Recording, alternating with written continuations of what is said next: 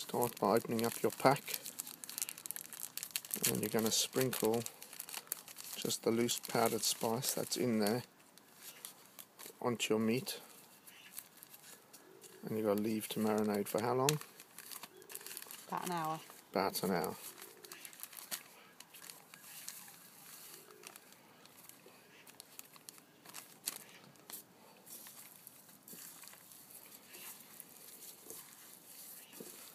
That's straight on to a good braising steak, or you can use some ribeye, some black gold ribeye that we do, or even sirloin, depending on how much you want to spoil yourself.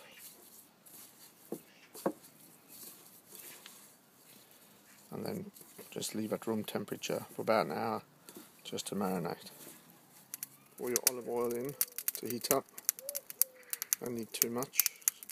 It's just to fry off the spices, and then we're going to brown the meat as well.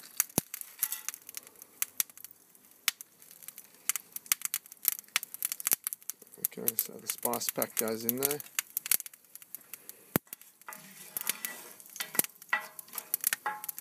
You don't want to burn it, you just want to sort of toast them, roast them.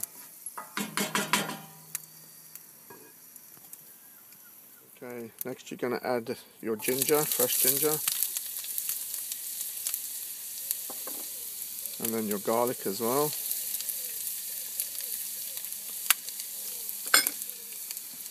And just stir around. Now you're going to add your onions and your peppers. And you're just going to fry them off and sort of caramelize them. So, this that sounds good, eh? Smells great as well. Now just put your onions and peppers to the side, and you're going to add your meat now, which you've left to marinate. And, absorb all the spices. For that. And this on the egg, you better make sure you've got yourself one of these fire heat resistant gloves, or a nice long wooden spatula, which I think I'm going to have to invest in. Otherwise you end up burning your wrist. The fire gets really hot.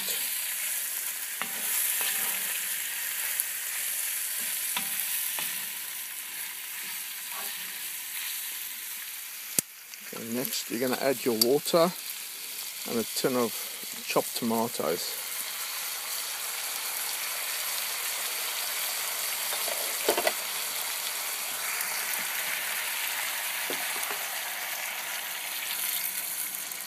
Okay, next we're going to add the potatoes. We've got sweet potato and just normal potatoes.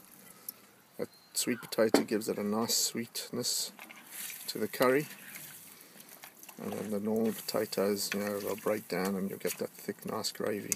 Then we're going to leave it to now simmer nicely at about 200 degrees in there, because it's protected in that nice thick potjie or Dutch oven. And we'll check on it in about half an hour to see how it's doing. Okay, we're going to take a look and see. It's been in there for 45 minutes. Oh, that's looking great, eh? Okay, just give it a stir. Oh, that's fantastic. We're going to put the lid back on and leave it for a little bit longer still. It's simmering very nicely and reducing down. Now ideally, really you want to cook this for the longer the better. 2 to 3 hours if you can, and then take it out, put it in the fridge, after it's cooled down, and then serve it the next day, reheat. That just allows the dried spices to really come out, and you get that fantastic aromatic flavouring. Now this is a beef curry we've made here tonight, but obviously you can use chicken, prawns, lamb, even pork, it's really up to you. A nice seafood with some squid, some clams as well. It's slightly different. Now, when I was back in South Africa, the way I was brought up to eat curries is that instead of in England you eat it with a lot of potato and sort of fried stuff, we eat it with a lot of fresh fruit and vegetables.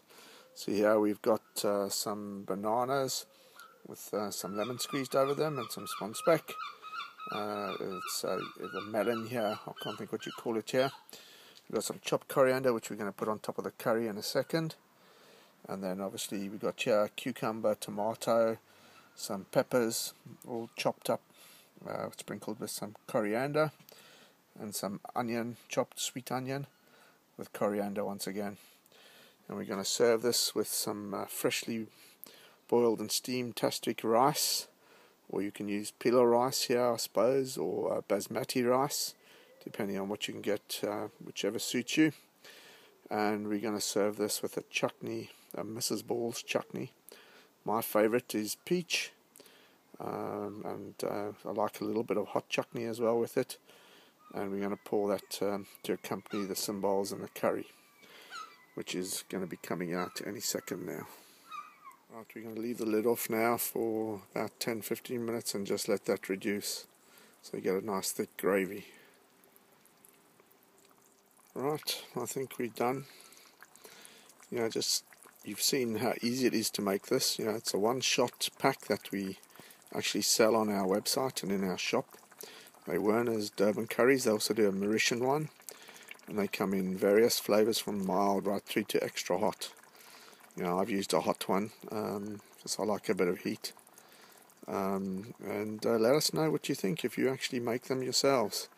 I'm sure you'll find they're absolutely fantastic. Enjoy.